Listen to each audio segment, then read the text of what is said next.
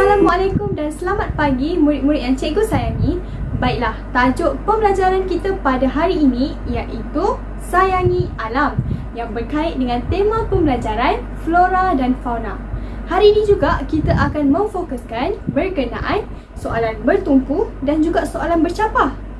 Tapi sebelum tu cikgu nak tanya dulu, murid-murid pernah melawat ke Sarawak? Sebab hari ini kita akan teroka flora dan fauna di sana. Baiklah, mari kita mulakan. Sekarang kita berada di SK Tampasak dan akan bertolak ke Sarawak. Destinasi pertama kita iaitu Taman Negara Bako yang terletak 37 km dari Kuching dan salah sebuah tempat menarik di Sarawak. Mari kita lihat apa yang ada di Taman Negara Bako. Kita dapat lihat di sini betapa cantiknya kawasan pantai di sana. Terdapat banyak flora dan fauna yang boleh kita lihat di sini, iaitu ada 316 spesies tumbuhan, 22 spesies burung, 24 spesies haiwan reptilia, 57 spesies mamalia serta yang bernasib baik dapat melihat ikan lumba-lumba. Terdapat hampir 275 monyet perbasis yang jarang ditemui dan hanya terdapat di Borneo.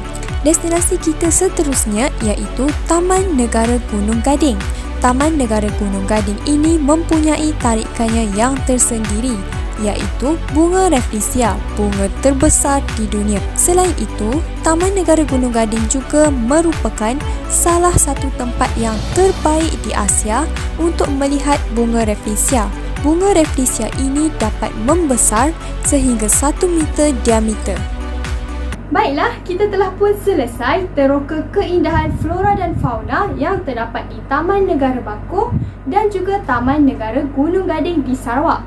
Okey, jadi untuk kita kekalkan keindahan tu, kita kenalah sayang alam sekitar, jaga alam sekitar dan tidak cemarkan alam sekitar. Okey, sebenarnya cikgu ada sediakan satu teks dialog yang bertajuk Sayangi Alam.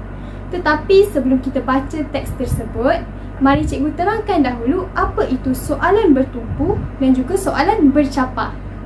Baiklah, sekarang cikgu akan terangkan dekat kamu apa itu soalan bertumpu dan juga soalan bercapah. Okey, kita lihat dulu apa itu soalan bertumpu. Soalan bertumpu merupakan soalan aras rendah yang memerlukan satu jawapan yang tepat, tetap dan spesifik. Sebagai contoh, apakah ibu negara Malaysia? Jadi jawapannya Kuala Lumpur. Sama juga macam contoh lain, apakah bunga kebangsaan negara Malaysia? Jadi jawapannya bunga kebangsaan negara Malaysia merupakan bunga raya. Okey, sebagai contoh lain, bila orang tanya, adakah kamu pernah pergi ke Sarawak? Jadi jawapannya sama ada ya atau tidak. Jadi nampak tak? Setiap jawapan kepada soalan tadi memerlukan satu jawapan yang tepat, spesifik. Tapi kita lihat pula apa itu soalan bercapah. Soalan bercapah merupakan soalan aras tinggi yang mempunyai pelbagai jawapan dan berbentuk terbuka.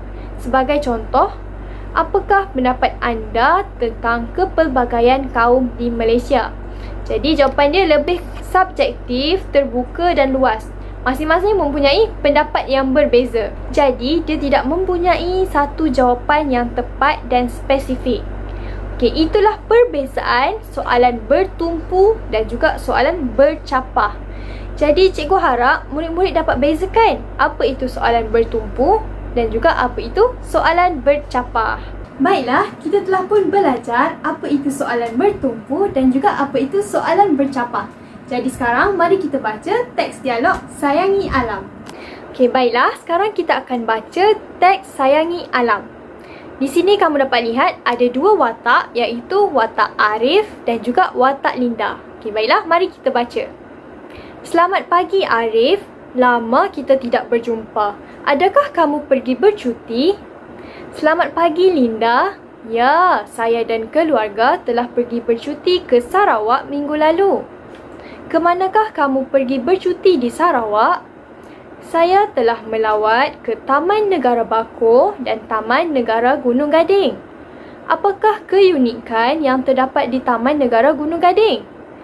Taman Negara Gunung Gading merupakan tempat terbaik di Asia untuk melihat bunga Rafflesia. Setahu saya, setiap tempat yang dilawati mempunyai peraturan tertentu. Pada pendapat kamu, mengapakah kita perlu mematuhinya? Kita perlu mematuhi peraturan tersebut agar...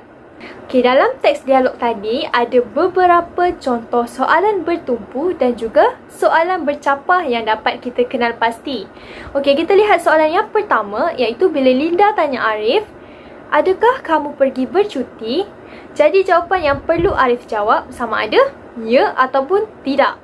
Jadi itulah merupakan contoh soalan bertumpu. Kita lihat soalan yang kedua, ke manakah kamu pergi bercuti di Sarawak? Jadi itu pun merupakan soalan bertumpu. Arif jawab, saya telah melawat ke Taman Negara Bako dan juga Taman Negara Gunung Gading. Tapi kita lihat pula soalan yang terakhir di mana Linda tanya, pada pendapat kamu, mengapakah kita perlu mematuhinya? Jadi di situ, kita perlu mematuhi peraturan tersebut agar apa? Jadi dia merupakan jawapan yang subjektif, jawapan yang pelbagai. Jadi kamu perlu sambung. Kita perlu mematuhi peraturan tersebut agar, contohnya agar flora dan fauna terjaga, agar alam sekitar terpelihara, alam sekitar bersih.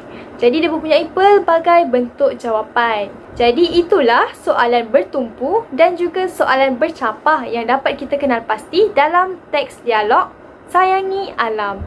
Baiklah, hari ini kita akan lakukan satu aktiviti yang sangat menarik, iaitu Mari Duet TikTok bersama Cikgu. Aktiviti ini memerlukan murid-murid menggunakan aplikasi TikTok.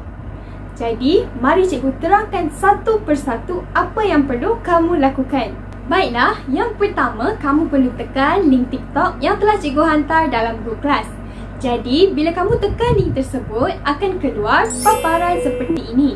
Jadi, cikgu nak kamu tekan perkataan duet untuk berdialog dengan cikgu. Cikgu akan baca teks berwarna biru dan murid-murid akan baca teks berwarna merah. Jadi, bila cikgu baca, kamu senyap dan bila kamu baca, cikgu senyap.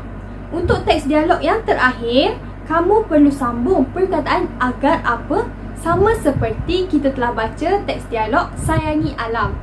Jadi cikgu juga telah sediakan tutorial penggunaan aplikasi TikTok yang cikgu hantar dalam grup kelas.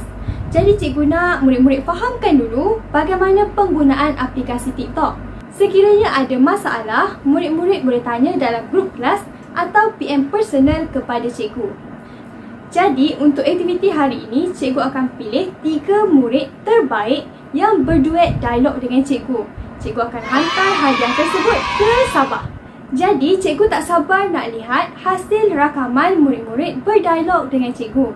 Setelah kamu siap, kamu hantar dalam grup kelas kita.